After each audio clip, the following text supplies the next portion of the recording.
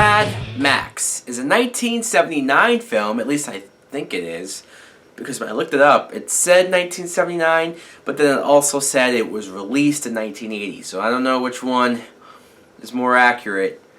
That's Wikipedia for you. But it's directed by George Miller, and the premise of this movie is that it's set in the future, a few years into the future, where the world is fucked, right?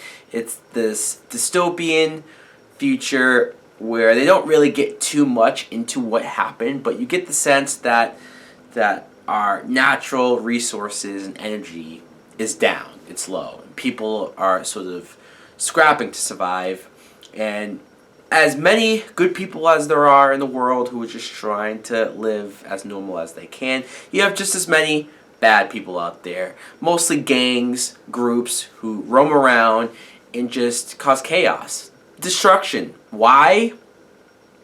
Because to quote another awesome movie, some people just want to watch the world burn. Now, what I thought of Mad Max, which I should have to mention that this is my very first time watching Mad Max. I know this is becoming a trend lately. Me finally watching classic old movies for the first time. With that being said, I thought this was interesting. I mean, I didn't love it, but it's not like I disliked it. I feel very, I don't want to say upset, but this is a dark movie. A lot of fucked up things happen in this movie. First, I want to talk about Mel Gibson as Mad Max, this character who, when you meet him at the very beginning, you see, at least they sort of seem like they want to present him like he's this cold, heartless police officer who his job is to, try to protect the law as much as he can, but with the chaos going on the road, in the street, by these gangs, he's at the breaking point. Because after you meet him and this long chase happens with this character, Knight Rider, who I thought was referencing the David Hasselhoff show, but no, that's not what that was. That's his name. Well, this guy, something bad happens to him. So that's where you see Max. And it wasn't like he was trying to hurt this person, kill this person. It's just, it was an accident.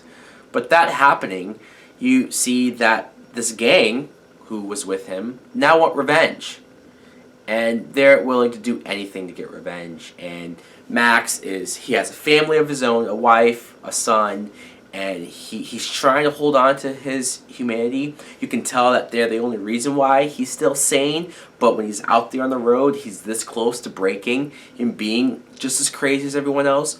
So that's what I like about the character. That's what I find interesting. But you could draw some parallels, I guess, to this character and the Punisher, who, I don't quite know how much earlier the Punisher was from this, but still, that doesn't mean what happens to this character isn't less tragic, isn't less fucked up to watch. I felt so bad seeing what happened to this character.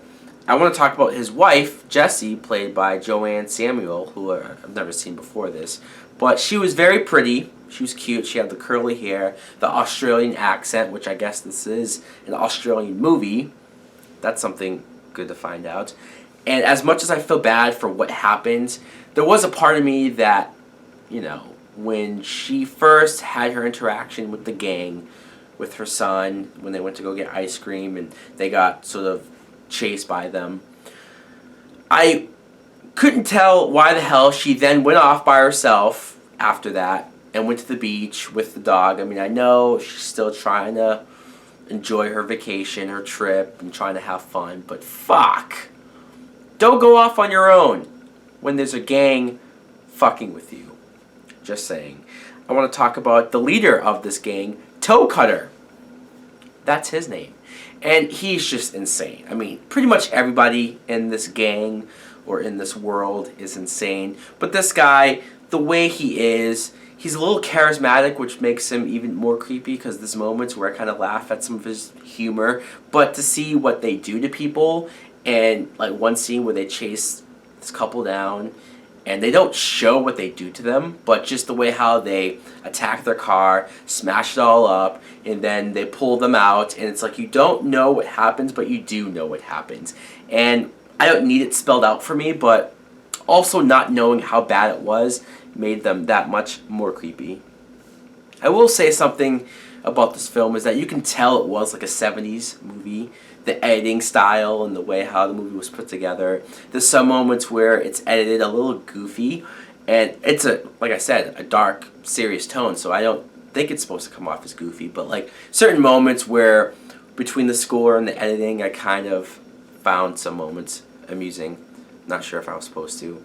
But overall, Mad Max, it's a dark movie. It's sad, it's depressing when you get to the end of the film, and Mel Gibson is just pretty much Terminator-like.